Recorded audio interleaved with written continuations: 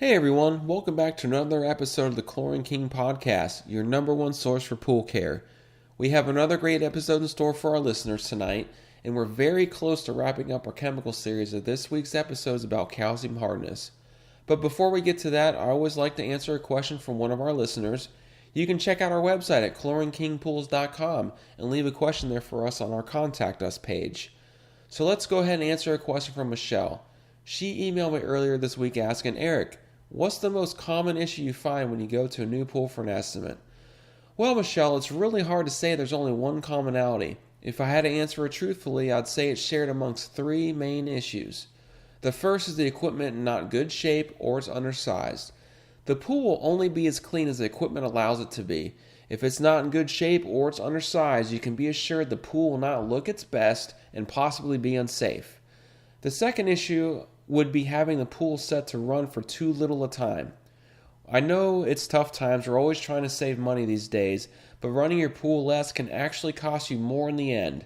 If you pay for a couple of green pool cleanouts throughout the year, what have you saved? You're killing any possible savings you'd have from cutting back the run time. So you'll save money and actually enjoy your pool more if you run it in the correct amount of time throughout the day. And the last issue I find is having the pool set up incorrectly in regards to the flow of the pool. Usually one of the first things I do when I arrive is I adjust the returns and verify the labels on the plumbing and make sure they're correct. Believe it or not, people have labeled things incorrectly.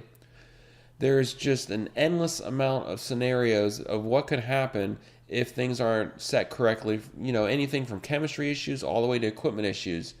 I remember one time I got called out for a repair for a pump that kept deadheading. I already knew what the issue was, and sure enough, when I got to the property, all the return lines were closed off. The water had nowhere to go. So it pays to have the pool set up correctly.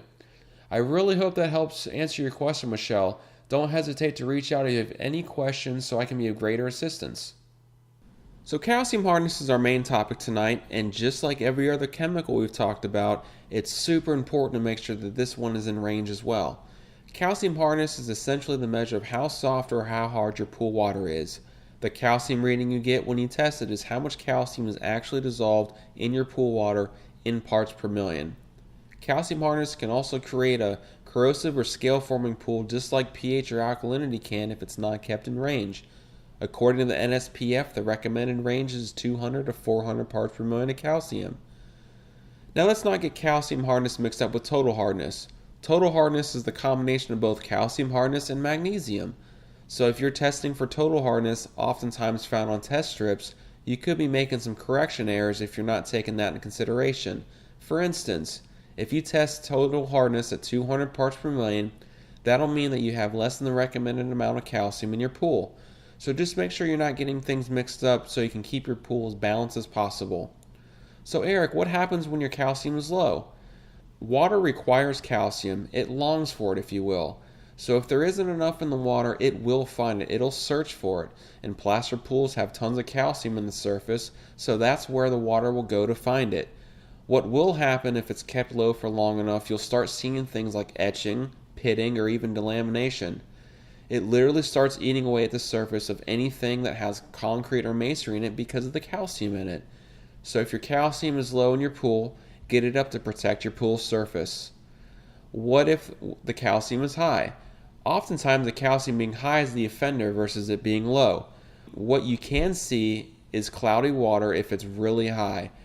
Water can only hold so much of anything, calcium included. Without getting too scientific here, once that happens and the calcium limit is reached, otherwise known as a saturation point, anything above that point creates calcium carbonate. This type of calcium is very visible in your pool water. If you have a milky pool, chances are you could have an issue of super high calcium. It could even appear as a flaky substance in the water, but don't get that confused with water mold because that's a completely different situation. The most common indicator of high calcium is scaling. It's going to be found on your pool surface, like your tile line, or you'll see it actually on your pool surface, walls, and floor, or you could see it in your equipment.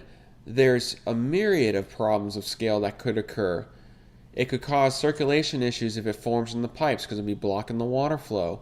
It can reduce the lifespan or efficiency of equipment such as pool pumps, filters, salt cells, heaters, and heat pumps, and the list just goes on and on. Not to mention it creates an ugly look on your pool surface or tile lines. Now, calcium nodules are not to be confused with calcium scale. Nodules are plaster application issues and not to be confused with bad water chemistry like what you find with high calcium or low calcium. So Eric, how can we adjust the calcium? If it's high, the only way to lower it's through dilution, unfortunately, which means a partial drain or refill. If you're going to do that, though, first check the hardness in your fill water, so test the water coming out of the hose.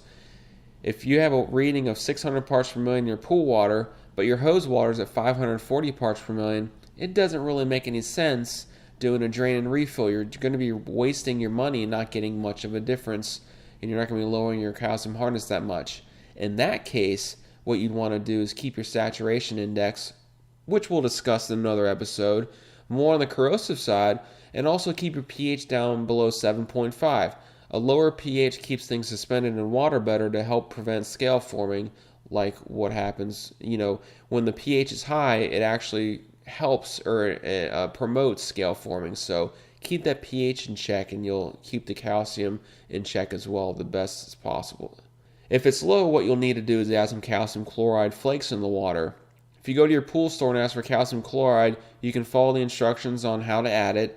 Generally speaking, you'll want to add about 15 ounces of it to see about a 10 part per million change in about 10,000 gallons of water. So essentially, you're adding about 1 pound to get that change. As always, you'll want to wait a few hours, even up to 24 hours before retesting it. The longer you wait, the more accurate result you'll get when you retest it because it's circulating and getting, mixed in with all the water thoroughly. You don't want to drastically overshoot the application because then you'll be stuck draining part of the water, wasting money and also the chemical you just put in. So I personally always like to dose in smaller increments instead of one large application. And you also need to think too how you're treating your pool with what chemical, because you could be making matters worse. If you have high calcium, the last thing you want to do is sanitize your pool with calcium hypochlorite, or 𝐽-HYPO for short. Every time you add that in the pool, you're also increasing the calcium, which only makes matters worse. On the flip side, if you have a pool with low calcium, 𝐽-HYPO will be a great choice for sanitizing the pool because over time, you'll start bringing the calcium into range. So that's calcium hardness in a nutshell. If there's any questions regarding calcium, please don't hesitate to reach out to me. I'm available in almost every possible way, so please don't be afraid to reach out and use those avenues. I'm here for you guys and gals. So stay tuned for next week's episode where we'll keep the learning train going.